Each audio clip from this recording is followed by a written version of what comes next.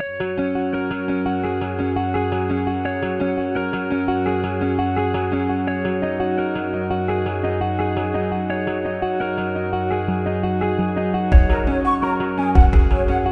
Friends, welcome to RR kitchen.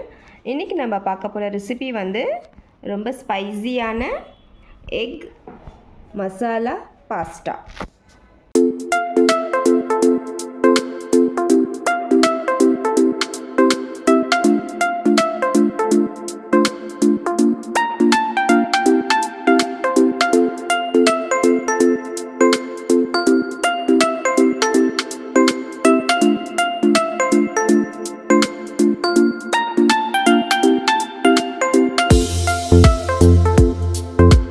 இப்போ வந்து ஒரு கடாயில் தண்ணி ஊற்றிட்டேன்.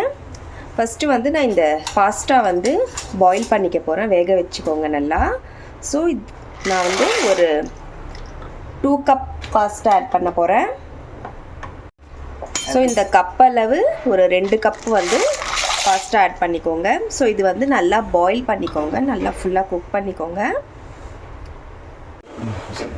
கொஞ்சமாக வந்து ஒரு 1/2 டேபிள் ஸ்பூன் உப்பு வந்து ஜஸ்ட்டு கொஞ்சமாக ஆட் பண்ணிக்கோங்க.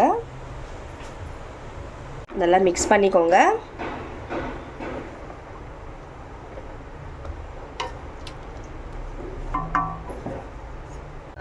ஃப்ரெண்ட்ஸ், பாஸ்தா வந்து நல்லா குக் ஆயிடுச்சு. ஸோ இப்போ வந்து நான் இதை வெளியே எடுத்துடுறேன். ஸ்டவ் ஆஃப் பண்ணிவிடுங்க. இப்போ வந்து ஒரு பேனில் வந்து ஒரு 2 டேபிள் ஸ்பூன் ஆயில் விட்டுருக்கேன். ஸோ அதில் வந்து நான் வந்து ஒரு 3 முட்டை நல்லா மிக்ஸ் பண்ணி வச்சுருக்கேன். ஸோ அதை ஆட் பண்ணிக்கோங்க. இந்த முட்டை வந்து ஒரு 50% வந்து கொஞ்சம் குக் பண்ணிக்கோங்க. ஸோ கொஞ்சமாக ஒரு பிஞ்ச் அளவு சில்லி பவுடர், அப்புறம் பெப்பர் பவுடர் கொஞ்சமாக ஆட் பண்ணுறேன். ஃப்ரெண்ட்ஸ், இப்போ வந்து இது வந்து நான் தனியாக எடுத்து வச்சிட்டேன். இப்போ நெக்ஸ்ட்டு வந்து அதே பேனில் நான் 3 டேபிள் ஸ்பூன் ஆயில் விட்டுருக்கேன். ஸோ அதில் வந்து ஒரு ஸ்மால் சைஸ், ஒரு மீடியம் சைஸ் ஆனியன் வந்து நான் ஆட் பண்ண போகிறேன்.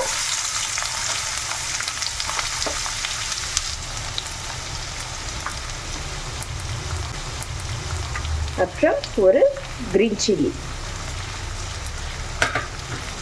ஸோ நல்லா மிக்ஸ் பண்ணிக்கோங்க. ஃப்ரெண்ட்ஸ், ஆனியன் நல்லா வதங்கிடுச்சு.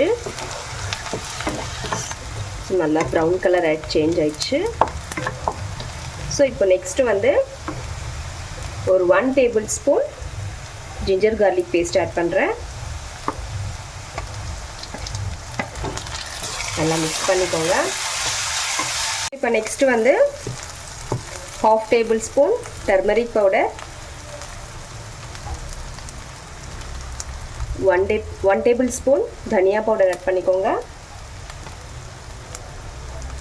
1/2 table spoon chilli powder, 1/2 table spoon garam masala. So mix பண்ணிக்கோங்க.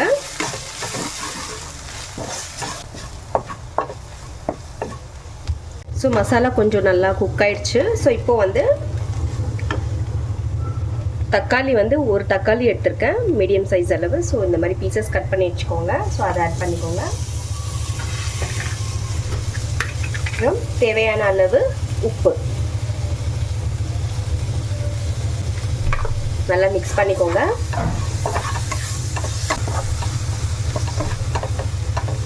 இப்போ வந்து நான் இதில் வந்து ஒரு 1/2 கப் வாட்டர் வந்து ஆட் பண்ணுறேன்.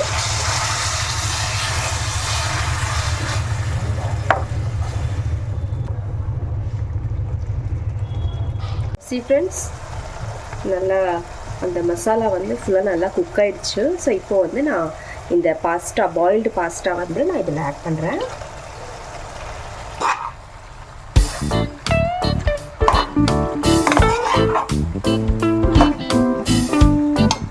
அப்புறம் இந்த குக் பண்ணி வச்சுருக்கிற இந்த எக்கு கூட நான் இதில் ஆட் பண்ணுறேன். ஸோ எல்லாமே வந்து நல்லா மிக்ஸ் பண்ணிக்கோங்க.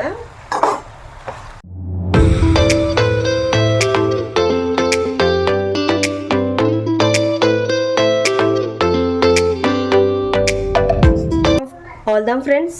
இப்போ வந்து ஸ்டவ் ஆஃப் பண்ணிவிடுங்க. இப்போ ஃபைனலாக கொஞ்சோண்டு கொத்தமல்லி ஆட் பண்ணுறேன்.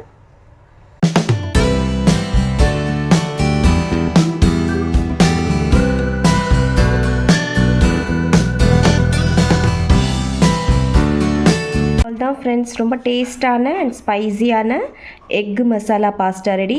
ஸோ இந்த மாதிரி நீங்கள் வீட்டில் கண்டிப்பாக ட்ரை பண்ணி பாருங்கள். இது வந்து டின்னருக்கும் நம்ம செஞ்சு சாப்பிட்லாம். அப்புறம் ஸ்நாக்ஸ் டைம், ஈவினிங் ஸ்நாக்ஸ்க்கு இந்த மாதிரி வந்து ரெடி பண்ணி நம்ம சாப்பிட்லாம். ஸோ இந்த ரெசிபி உங்களுக்கு கண்டிப்பாக பிடிக்கும் நம்புகிறேன். பிடிச்சவங்க லைக் பண்ணுங்கள், ஷேர் பண்ணுங்கள் அண்ட் சப்ஸ்கிரைப் கண்டிப்பாக பண்ணுங்கள் ஃப்ரெண்ட்ஸ். மீண்டும் வேற ஒரு ரெசிபியுடன் சந்திக்கலாம். Bye friends, thank you.